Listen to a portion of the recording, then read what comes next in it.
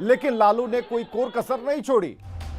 तो नीतीश कहते थे कि बीजेपी के साथ नहीं जाऊंगा, ये तंज है। लालू प्रसाद ने इसी मंच से ये तंज कस दिया और उन्होंने नीतीश कुमार की पुरानी बातों को पब्लिक के सामने, आम जनता के सामने रखा। नीतीश कहते थे कि बीजेपी के साथ नहीं जाऊंगा, लेकिन हुआ क्या? नीतीश आज बीजेपी के साथ हैं। ये आम जनता को उन्होंने बताया, तारापुर की जनता को बताया। ईदगाह मैदान में 6 साल बाद जब पहुंचे लालू प्रसाद ऐसे मंच पर भाषण देने के लिए, तो एनर्जी की कमी जरूर थी, लेकिन जो बोलना चाह रहे थे और खासकर जो भीड़ उमड़ी थी वो लालू प्रसाद को देखने के लिए उमड़ी थी कि लालू प्रसाद दिखते कैसे हैं और क्या बोल पाते हैं कि नहीं। लेकिन लालू प्रसाद जब मंच पर आए तो मंजे हुए माहिर खिलाड़ी की तरह बहुत कुछ कह दिया। उन्हें पता था कि कम समय में काम की बात कितनी करनी है। तो लालू प्रसाद ने 4 से 5 ऐसे मसलों को रखा आम जनता के सामने और उस पर खूब हो हंगामा और शोर शराबा भी हुआ।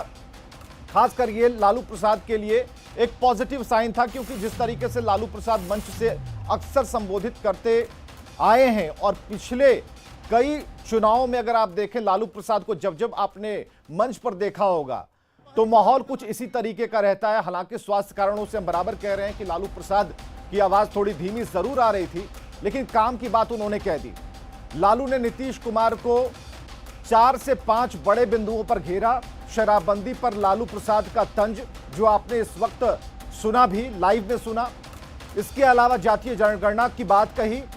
नीतीश कुमार की उस बात को याद दिला दिया इसी मंच से कि आपने कहा था कि बीजेपी के साथ नहीं जाएंगे। तो आखिर क्या हुआ? और ये भीड़ हम आपको दिखा रहे हैं। ये भीड़ है बताने के लिए काफी है कि एक बड़ी संख्या आई थी सुनने के लिए लालू प्रसाद को। और फोन लाइन पर नीरज कुमार हमारे साथ हैं, जेडीयू प्रवक्ता, उनसे जरा बात करते हैं। नीरज जी, आज जेडीयू की तरफ से 3 से 4 ट्वीट हमने ऐसे देखे जिसमें ऐसा लग रहा था कि लालू प्रसाद वहां पर जाएंगे तो, क्योंकि खड़े होने में उन्हें दिक्कत थी, लेकिन क्या कहकर आएंगे। लेकिन जो काम की बात थी उन्होंने कह दी। क्या रिएक्शन है आपका? पहला तो कि माननीय लालू प्रसाद जी अपने बेटे के राजनीतिक प्रतिभा का बड़ा दुहाई दे रहे थे। लालू जी राजनीति में 2020 में आपका पोस्टर से आपके बेटा ने नाम गायब कर दिया। आज माननीय लालू प्रसाद जी का उस मीटिंग में जाना यह साबित करता है कि अपने बेटे के राजनीतिक पुरुषार्थ पर उनको भरोसा नहीं था। इसीलिए लालू जी बीमार रहते हुए डॉक्टरों के सलाह लेकर करके मीटिंग में गए। आज रेलवे में फायदा हुआ था, आईआरसीटीसी घोटाला क्या हुआ नेताजी, यह न बताइए। और आपने जो दलित समूह के लोगों का अपमान किया उस पर जुबान आपकी खुली नहीं। इस पर बोलते ना कि हमारे बोलने का अर्थ क्या है। और जो आदमी मॉल घेरता है वह सेकुलरिज्म की परिभाषा बता रहा है, तो बताना चाहिए कि कब्रिस्तान घेरा था कि नहीं। भागलपुर के दंगे का मुख्य आरोपी कामेश्वर यादव को कौन सद्भाव सम्मान पुरस्कार दिया था। इसलिए लालू प्रसाद जी के बारे में यह बात स्पष्ट है कि यार बेचारे मुखिया का चुनाव भी नहीं लड़ सकते हैं, इनकी मरी ही तो चुनावी प्रचार में घूम रहे हैं। लेकिन जनता 2005 से इनको औकात बता रही है और माननीय नीतीश कुमार जी ने राजनीति में इनको औकात का एहसास कराया 2005 से लेकर 2020 तक।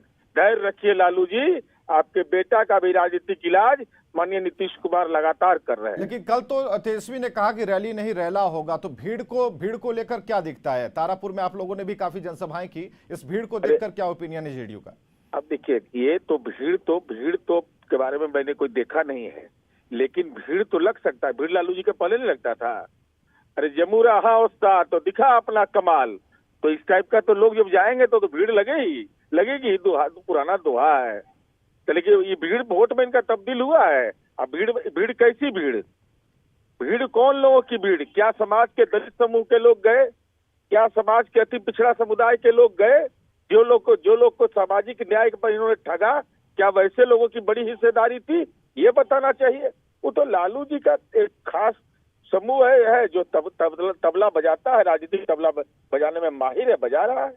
लेकिन इस बार जो लालू का जो पैंतरा था वो कहीं ना कहीं नीतीश कुमार से प्रेरित था। जिस तरह से नीतीश कुमार मंच पर बोलते हैं कि क्या इस जीत की माला पहना दें, तो इस बार भी ये कॉपी पेस्ट किया गया लालू की तरफ से, आपने देखा होगा। अरे बेचारा नकलची है ना, नकलची नहीं रहेंगे तो इनका कौन। अच्छा 2005 से तो ये दंड बैठक करिए रहे हैं, तो दंड बैठक करने का कोई नतीजा जनता इनको दे रही है? शीर्षासन कर ले लालू जी। और ये तो लोकतंत्र है ना भाई, देश का संविधान है कि जो व्यक्ति मुखिया का चुनाव नहीं लड़ सकता हो वो माला पहना रहा है दूसरे को जीत का। हे भगवान, आप ही जानिए क्या होगा इस लोकतंत्र का, जो खुद चुनाव नहीं लड़ सकते हैं और दूसरे को चुनाव जिताने का वादा कर रहे हैं।